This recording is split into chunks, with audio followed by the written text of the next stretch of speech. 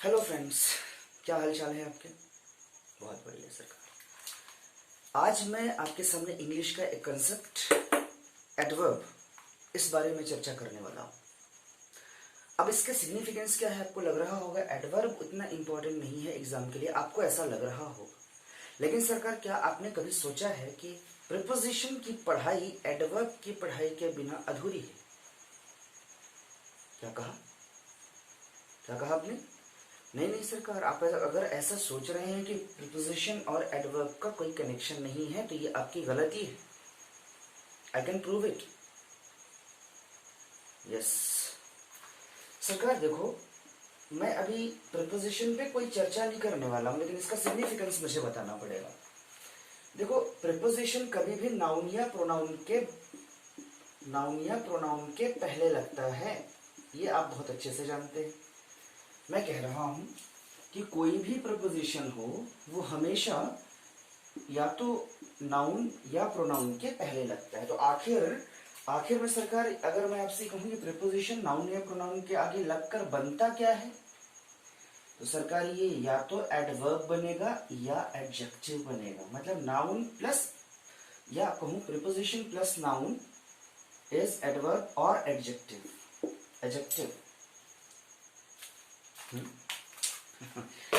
I know आपको बड़ा अजीब सा लग रहा होगा कि ऐसा कभी नहीं देखा हमने कि एडवर्ब कोई कनेक्शन प्रीपोजिशन से है। सरकार, यही चीज तो किताबों में लिखी नहीं होती और इसी वजह से सवाल आपके एग्जाम में गलत होते हैं। तो मैं प्रीपोजिशन की चर्चा तो नेक्स्ट क्लास में करूंगा, लेकिन आज एडवर्ब पे चर्चा कर रहा हूं। इसका सिग्निफिकेंस मैंने बता दिया है। फिलहाल आपको मेरे साथ चलकर एडवर्ब का कंसेप्ट जान लेना चाहिए। मैं इसे प्रूव करूंगा सरकार कि ये प्रीपोजिशन के साथ नाउन एडवर्ब कैसे बनता है, मैं बताऊंगा सारी चीजें। लेकिन आज मैं एडवर्ब पे चर्चा कर लूं क्या सरकार? आप वर्ब जानते हैं क्या होता है? बहुत अच्छे से जानते हैं। इसका मतलब होता है एक्शन रिप्रेजेंटिंग वर्ड। ऐसा वर्ड जो एक्शन रिप्रेजेंट करता है, आप उसे वर्ब कह देते हैं। इस वर्ब को क्वालिफाई करने वाला, अगर मैं आपसे पूछ लेता हूं एडवर्ब क्या है, तो आप कहते हैं sir which qualifies the verb, which qualifies the verb. Adverb is a word which qualifies the verb. Which qualifies the verb. Is it? You believe? You believe it? Oh, it's not that simple. It's not that simple. अगर सिर्फ इतना है ये insufficient है। Adverb के लिए ये कहना insufficient है। इसे मैं प्रूफ करता हूं सरकार। राइट? सो मैं इस डेफिनेशन से 100% एग्री नहीं हूं। मैं इसे 50% डेफिनेशन कहता हूं एडवर्ब की। तो क्या एडवर्ब और भी कुछ हो सकता है? यस सर, एडवर्ब वर्ब के अलावा और भी कुछ चीजों को क्वालिफाई कर सकता है। मैंने क्या कहा? एडवर्ब वर्ब के अलावा भी कुछ चीजों को क्वालिफाई कर सकता है। करेक्ट, आपने ठीक सुना। मैं कुछ एग्जांपल लिख लूं क्या? मैं कुछ एग्जांपल लिख लेता हूं, तब तक आप सरकार ये कुछ सेंटेंसेस मैंने लिख रखे हैं यहाँ पे। अब इसमें मैं आपको एडवर्ब की पूरी भाषा समझाता हूँ, थोड़ा समझें। यहाँ एडवर्ब पहचानने के लिए अगर मैं आपसे कहता हूँ तो आप कहते हैं सर वर्ब को क्वालिफाई करने वाला जो भी वर्ड है वो एडवर्ब है। तो सरकार ही वॉक्स स्लोली, तो वॉक्स में जो कुछ भी लिखा है ये वर्ब है क्या? हाँ सरकार, वर्ब है ये। सो ही वॉक्स इन विच मैनर? स्लोली। तो सरकार ये वर्ब को क्वालिफाई कर रहा है, इसलिए एडवर्ब हुआ। वाह, इसलिए एडवर्ब हुआ। बता रहा है ना कि किस तरीके से वर्क किया जा रहा है, स्लोली। सो मैं कह रहा हूं वर्ब को क्या कर रहा है? क्वालिफाई, इसलिए एडवर्ब। अच्छा, दूसरा सेंटेंस में देखो तो सही, ही इज वेरी गुड। अच्छा, ये गुड क्या है? Good boy, good girl, this is what? Yes, adjective. अगर ये एडजेक्टिव है, अगर ये एडजेक्टिव है तो सरकार ये क्या है फिर? ये वेरी शब्द जो है, ये वेरी नाम का जो वर्ड है, ये एडजेक्टिव को क्वालिफाई कर रहा है ना। How good, very good. इसलिए सरकार ये एडवर्ब हुआ। तो क्या बात समझ में आई? एडवर्ब ना सिर्फ वर्ब को क्वालिफाई करता है बल्कि एडजेक्टिव को भी क्वालिफाई कर सकता है। कमाल की बात हो गई सरकार। अच्छा, तीसरी लाइन पे आ जाओ तो, she is extremely beautiful. No no no no, stay in the subject only, within the subject only. अरे देखो इधर, she is extremely beautiful. So extremely beautiful, ये ब्यूटीफुल शब्द क्या है सरकार? ब्यूटीफुल शब्द एक अपने आप में एडजेक्टिव है। आप समझते हैं इस बात को? ब्यूटीफुल गर्ल, ब्यूटीफुल, तो जो एडजेक्टिव मतलब जो नाउन को क्वालिफाई करता है, तो ब्यूटीफुल यहाँ पे शी को क्वालिफाई कर रहा है, प्रोनाउन को क्वालिफाई कर रहा है, राइट? इसलिए एडजेक्टिव है सरकार। लेकिन मैं अगर पूछ लूं शी इज हाउ ब्यूटीफुल, आप कह रहे हैं एक्सट्रीमली ब्यूटीफुल, मतलब एडजेक्टिव को आप जो वर्ड क्वालिफाई कर रहा है वो एडवर्ब है। तो एडवर्ब ना सिर्फ वर्ब को बल्कि एडजेक्टिव को भी क्वालिफाई करता है सरकार। तो क्या बात यहां खत्म हो गई? नहीं सरकार, बात अभी बाकी है। एडवर्ब इतनी आसानी से समझ नहीं आने वाला है, इतनी आसानी से पकड़ा नहीं आने वाला है। तो फिलहाल तो आप इसका स्क्रीनशॉट लें, फिर दूसरे एग्जांपल्स के थ्रू समझते हैं कि आगे की कहानी क्या है। सरकार मैंने कुछ सेंटेंसेस लिख रखे हैं, एक बार इनका पॉज करिए और खुद से एक बार समझने की कोशिश करिए कि यहाँ एडवर्ब कहाँ पे है। ठीक है सरकार, मैं कुछ बातें आपसे और करूंगा, पहले आप खुद से एक बार समझने की कोशिश करें। मैं आपको 10 सेकंड का समय देता हूं। ओके सरकार, चलें देखें, देख लें क्या? ओके, आई राइट वेरी केयरफुली। तो सरकार यहाँ पे राइट जो शब्द है वो तो वर्ब है, मेरी बात समझ में आई। अब मैं केयरफुली, केयरफुली इज सरकार राइट केयरफुली, ये तो एडवर्ब जैसा लग रहा है मुझे। हाँ सरकार, ये एडवर्ब ही है। तो फिर ये क्या है? एडवर्ब को क्वालिफाई करने वाला एक वर्ड दिखाई दे रहा है, ये भी एडवर्ब है सरकार। तो ये एडवर्ब नंबर 1 और ये एडवर्ब नंबर 2। यस, तो एक सेंटेंस में 2 एडवर्ब भी हो सकते हैं। कमाल की बात हो गई सरकार, एक सेंटेंस में 2 एडवर्ब भी एग्जिस्ट करते हैं, देख रहे हो? तो एक क्या चीज एक समझ में आई बात, एडवर्ब ना सिर्फ वर्ब को क्वालिफाई करता है, इनफैक्ट एडजेक्टिव को भी क्वालिफाई करता है, साथ में एडवर्ब को भी क्वालिफाई कर सकता है। तो क्या कहानी यहां खत्म हुई? नहीं सरकार, अभी और बाकी है। एडवर्ब की खूबसूरती देखिए, सब्जेक्ट को बड़ी गहराई से पढ़िए सरकार, एग्जाम में एक एक नंबर बहुत इंपॉर्टेंट है। मैं जिस लेवल पे इंग्लिश ग्रामर आपको पढ़ाऊंगा वो एसएससी के एग्जाम से लेके रेलवे के एग्जाम्स में जितने भी सवाल आते हैं 100% कवर होते हैं सरकार, तो थोड़ा ध्यान से पढ़ें। The bird flew exactly over my head. सरकार एक बात तो मेरे समझ में आ गई कि ये वर्ब है। अगर एग्जैक्टली शब्द थोड़ी देर के लिए आप मान लो कि गायब है, तो आप पढ़ो तो इसको, the bird flu over my head. Simple word है, सिंपल वर्ड। एग्जैक्टली के लग जाने से क्या हुआ, ओवर को एक बल मिल गया और इंटेंसिव हो गया ये ओवर। तो ओवर अपने आप में यहां पे कैसा है? प्रीपोजिशन है। कैसा है? प्रीपोजिशन है। ये क्या परेशानी है सरकार? अब क्या एडवर्ब प्रीपोजिशन को भी क्वालिफाई करेगा? बिल्कुल सरकार, adverb can qualify to preposition also. कमाल की बात है ना। एडवर्ब अकेला किसे किसे क्वालिफाई कर सकता है? वर्ब को, एडवर्ब को, एडजेक्टिव को और प्रीपोजिशन को। क्या कहानी यहां पे खत्म हुई सरकार? ना ना ना ना, अभी सरकार बहुत सी बातें बाकी हैं आपसे, समझ लें इन्हें। प्रीपोजिशन को यहां क्वालिफाई कर रहा है।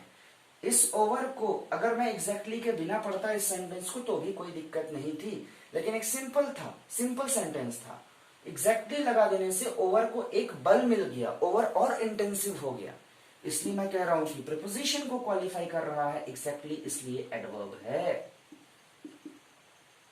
No problem. चले सरकार तीसरा sentence. He parked his car just at the gate, just at the gate. अगर इस जस्ट शब्द को हटा लिया जाए, हाँ हाँ आप बिल्कुल सही समझ रहे हैं, he parked his car at the gate. Okay, तो ये एट क्या है यहाँ पे, अपने आप में प्रपोजिशन है, और क्योंकि जस्ट के लग जाने से इस एट को एक बल मिल गया, इंटेंसिव हो गया, इसलिए ये शब्द जस्ट अपने आप में एडवर्ब है। मैं कह सकता हूं एडवर्ब प्रपोजिशन को भी क्वालिफाई कर रहा है। ये तो कमाल की बात हो गई ना सारी। इसलिए कह रहा हूं सरकार, इंग्लिश लैंग्वेज इतना आसान नहीं है समझना, थोड़ा सा ग्रामर में आपको मेहनत करनी पड़ेगी। इसे समझें, इसे बनाएं, ये आपके एग्जाम के लिए बहुत जरूरी है।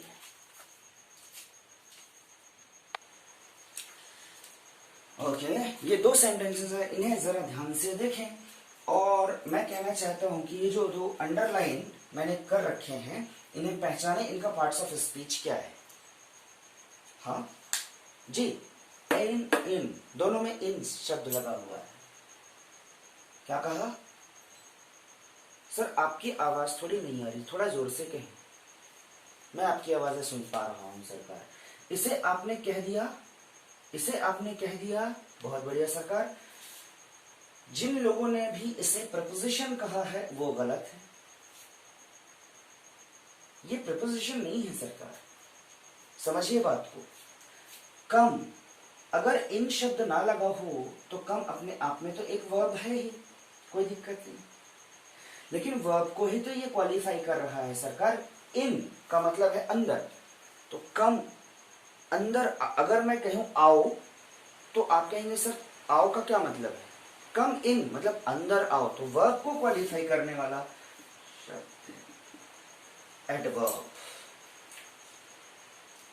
मैं पहले ही बोल चुका हूं आपसे, मैंने पिछली क्लासेस में जो इंग्लिश का जो लेक्चर मैंने दिया हुआ है उसे ध्यान से देखें। अगर आपने नहीं देखा है तो आपके काम का है सरकार, उसे जरूर देखें। उसमें सब्जेक्ट कैसे पहचाना जाता है, ऑब्जेक्ट कैसे पहचाना जाता है, इन चीजों पे चर्चा हुई है, जो वॉइस, नरेशन और इंग्लिश के सारे ग्रामर, जब तक आप ग्रामर पढ़ेंगे तब तक काम आएगा, तो जरूर पढ़ें। तो मैंने उसमें बता रखा है कि कोई चीज कैसे दिखाई देती है, ये जरूरी नहीं है कि वैसी हो। मतलब इंग्लिश में कोई वर्ड जिस पार्ट्स ऑफ स्पीच का है दिखाई देता है वैसा रहता नहीं है, वो फंक्शन क्या कर रहा है इस बात पर डिपेंड करेगा कि उसका पार्ट्स ऑफ स्पीच क्या है। जैसे देख लो इन, अगर मैं सिर्फ इन पूछूं तो आप कहेंगे सर ये तो प्रीपोजिशन है, लेकिन सरकार यहाँ पे इन एडवर्ब बन गया, थोड़ा ध्यान रखेंगे सरकार। यहाँ पे he lives in the apartment, yes आप करेक्ट हैं, ये प्रीपोजिशन है। तो एक ही वर्ड है और अलग अलग तरह से फंक्शन करता है, इसलिए अलग अलग पार्ट्स ऑफ स्पीच के अंदर आता है। तो इसका एक बार स्क्रीनशॉट लें, फिर आगे बढ़ते हैं। Okay, there are some more examples how adverb can function. She hates her simply because she drinks whiskey. Whiskey सुनते ही नशा छाने लगेगा सरकार। Okay, concentrate in the examples only. She hates her simply because she drinks whiskey. सरकार यहाँ पे adverb क्या है? यहाँ पे एडवर्ब क्या है, मैं आपसे पूछ लूं, सिंपली शब्द को हटा लो। She hates her because she drinks whisky. Okay सरकार, ये बिकॉज जो लिखा हुआ है क्या ये कंजंक्शन है? बिल्कुल है सरकार, दो फ्रेजेस को जोड़ रहा है। She hates her simply because, तो देखो तो अगर सिंपली शब्द हटा दिया जाता तो एक नॉर्मल सेंटेंस हो जाता, लेकिन यहाँ पे सिंपली लगने की वजह से कंजंक्शन को फोर्स मिल रहा है, इंटेंसिटी मिल रही, बल मिल रहा है, इसलिए सरकार ये एडवर्ब है सिंपली। मतलब कंजंक्शन को भी क्वालिफाई कर सकता है ये एडवर्ब। भाई कमाल हो गया ये तो। Mr. Kumar reached the station a little before the train left him. Oh my God. तो अ लिटिल बिफोर, देखो तो सही, अगेन बिफोर क्या है सरकार, ये अपने आप में यहाँ पे कंजंक्शन का काम कर रहा है क्योंकि दो फ्रेजेस को जोड़ रहा है। इसी कंजंक्शन को अ लिटिल कितना पहले, थोड़ा पहले सरकार, ये क्या हो गया, एडवर्ब, क्योंकि ये बिफोर कंजंक्शन को क्वालिफाई कर रहा है। तो कंजंक्शन को भी क्वालिफाई करते हैं। कमाल हो गया सरकार, वर्ब पढ़ना था, एडवर्ब भी ठीक था, एडजेक्टिव भी ठीक था, लेकिन ये प्रीपोजिशन और कंजंक्शन को भी क्वालिफाई करता है। अब आपके समझ में एक बात आ रही होगी कि प्रीपोजिशन कंजंक्शन भी अपने आप में क्वालिफाई हो सकते हैं। कौन करता है इन्हें क्वालिफाई, एडवर्ब करता है। ऐसा कोई भी शब्द जो प्रीपोजिशन और कंजंक्शन को क्वालिफाई करता हो वो एडवर्ब है। इसका स्क्रीनशॉट ले जल्दी से। ओके सरकार, एक बात तो यहां से समझ में आती है कि इतने सारे क्वालिफाई फंक्शन इस एडवर्ब के पास, इकलौते एडवर्ब के पास है। क्या क्या हो गया, verb, adjective, adverb, preposition, conjunction. सरकार एक बात ना मेरे दिमाग में अभी भी घूम रही है, क्या if an adverb can qualify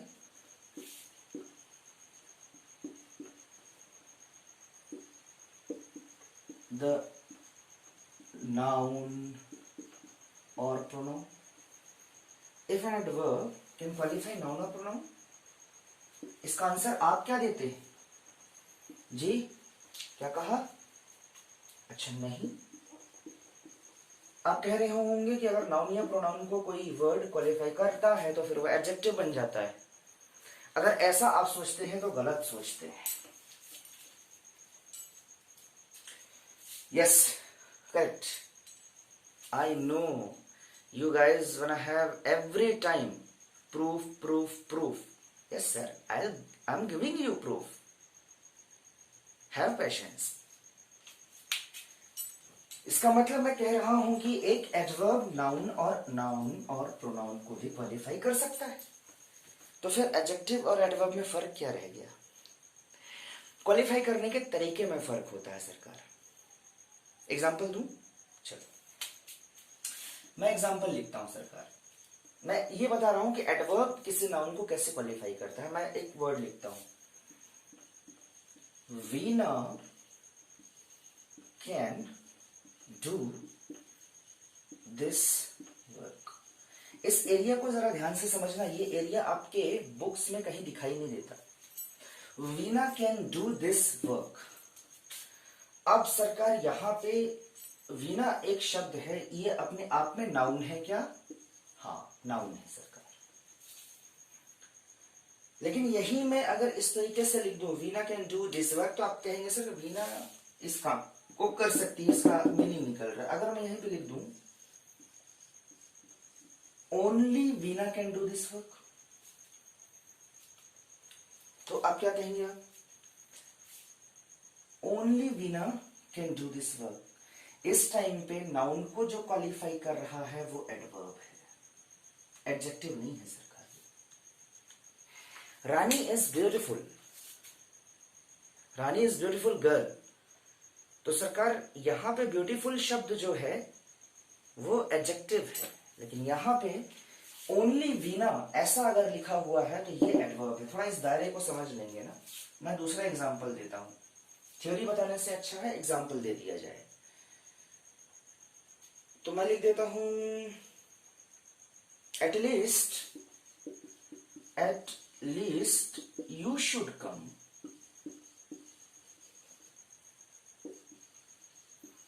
अब थोड़ी देर के लिए भूल जाओ कि यहां पे एटलीस्ट लिखा हुआ है, आप पढ़िए इसे, यू शुड कम। लेकिन यू के आगे मैंने एटलीस्ट लगा दिया, इसको यू को बल मिल गया, मतलब ये प्रोनाउन है, इस प्रोनाउन को एटलीस्ट ने बल दिया है सरकार, ये एडवर्ब है। At least you, only Veena, even she comes late, she comes late, ऐसा। तो यार इस तरीके से मैंने आज जो कुछ भी बातचीत की है उम्मीद है आपको समझ में आई होगी। एग्जाम्पल्स को जरा ध्यान से पढ़ेंगे, कई बार पढ़ेंगे, तो ये एग्जाम्पल पढ़ने से एक्सपीरियंस होता है इंग्लिश का और वो एग्जाम में काम आता है। सो रिफ्लेक्शन आपको दिखाई देगा एग्जाम में अगर आप मेरे साथ पैरेलल चलते हैं। घर में इसे रिवाइज जरूर करें। नेक्स्ट क्लास में हम प्रीपोजिशन के कंसेप्ट्स लेके आएंगे और मैं आपको समझाऊंगा कि एडवर्ब से उसका रिलेशन किस तरीके से है। तब तक के लिए चलिए, जय हिंद, जय भारत।